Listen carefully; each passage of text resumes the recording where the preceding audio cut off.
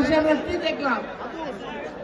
শেখ হাসিনা নিজে স্বয়ং ঘোষণা দিয়ে ইলিয়াস আলীকে গুম করা হয়েছে।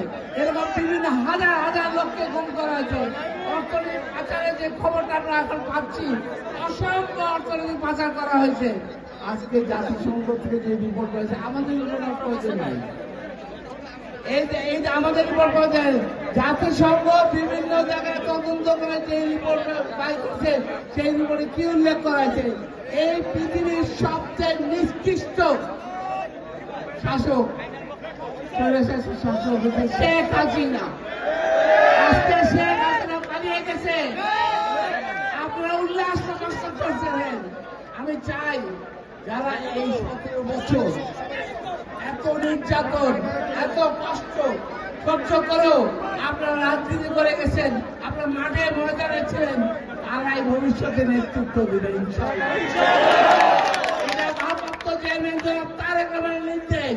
যারা এই 17 বছর মাঠে ছিল, কাজ করছে, এত কষ্ট দুঃখ দশার মধ্যেও নিরীহ হয়ে গেছে, নির্যাতনের শিকার হয়েছে, তারপরে যারা কাজ করছেন তাদেরকে মূল্যায়ন করা হবে। আমি শহীদ রাষ্ট্রপতি জিয়া রহমান সহ এই যে যারা 17 বছর আহত নিহত হয়েছেন এবং এই আন্দোলনে যারা শহীদ হয়েছেন তাদের উপরে মাতলাত করি। এই যে নতুন একটা সরকার হয়েছে, তত্ত্বাবধায়ক সরকার, এই সরকারের কিছু সমস্যা আছে। আপনি যত কিছুই বলেন, আমাদের আশা ছিল দ্রব্যমূল্যের দাম কমে আসবে, কিন্তু দ্রব্যমূল্যের দাম সেভাবে কমছে না। আমাদের আশা ছিল নিরাপত্তা ব্যবস্থা ভালো হবে, এখনো নিরাপত্তা ব্যবস্থা সেভাবে ভালো হয়নি। কারণ কি? কারণ একটাই, ওই আমাদের দোষরা এখন জায়গা মতো বসে আছে, ওই সেন্টিমেন্ট করে তারা তাদের কাজ চালিয়ে যাচ্ছে, আর আমাদের কিছু কিছু লোক তাদেরকে সাহায্য করে সাহায্য করা বন্ধ করে নেন।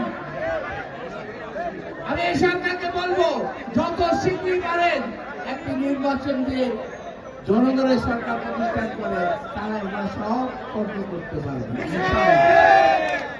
আজকে কতগুলো জিনিস বিতর্ক হচ্ছে, সংস্কার আগে নির্বাচন আগে। আরে এই দেশের যদি সংস্কার কেউ করে থাকে তবে যারা বিএনপি করছে সারা জীবন, এই বিএনপির প্রতিষ্ঠাতা শহীদ রাষ্ট্রপতি জিয়া রহমান সর্বপ্রথম সংস্কার করে বাদশাহদের পরিবর্তন করে বহুদলীয় গণতন্ত্র আসছে। এই আওয়ামী লীগের বহাল করা হয়েছে, এটা তারই হবে না। যদি সংস্কারের কথা বলেন, ৭৪ সালে দুর্ভিক্ষ, শহীদ রাষ্ট্রপতি দায়িত্ব গ্রহণ করার পরে খাল তরুণ কর্মসূচি একটা সংস্কার কর্মসূচি নিয়ে এমনই উন্নত করছে যে আমরা বিদেশে খাদ্য রপ্তানি করা হয়েছে। আজকে আমরা যে অর্থনীতির উপরে দাঁড়িয়েছি, এই যে সংস্কার, ওখানেও একটা পরিবর্তন করা হয়েছে। আপনারা একটু আসতে পারেন, আজকে যে অর্থনীতির সংস্কার করা হয়েছে, অর্থনীতির সংস্কারটা করা হয়েছে শহীদ রাষ্ট্রপতি জিয়া রহমান।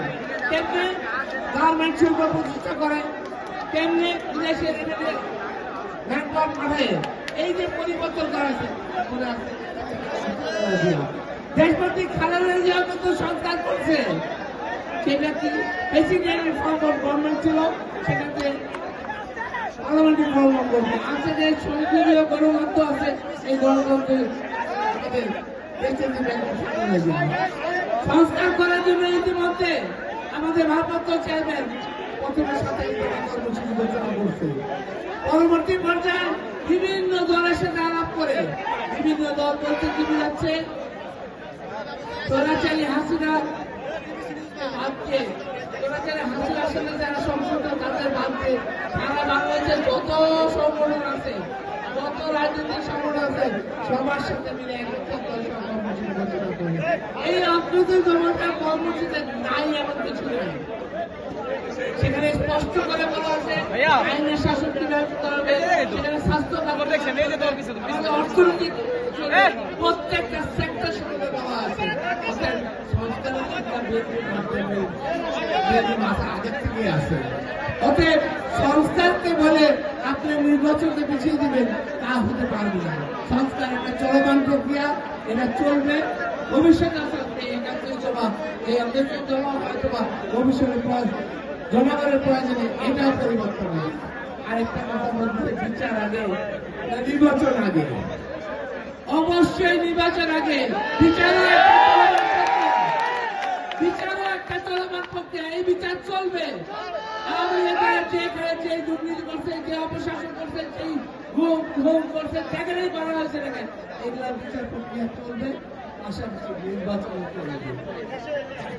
অতএব আরেকটা নতুন ভাব তোলা হইতেছে, সেই দলটা কি স্থানীয় নির্বাচন আগে না জাতীয় নির্বাচন আগে? আমরা স্পষ্টভাবে বিএনপি বলে দিচ্ছে, কোন মতে স্থানীয় নির্বাচন আগে হতে দেওয়া হবে না।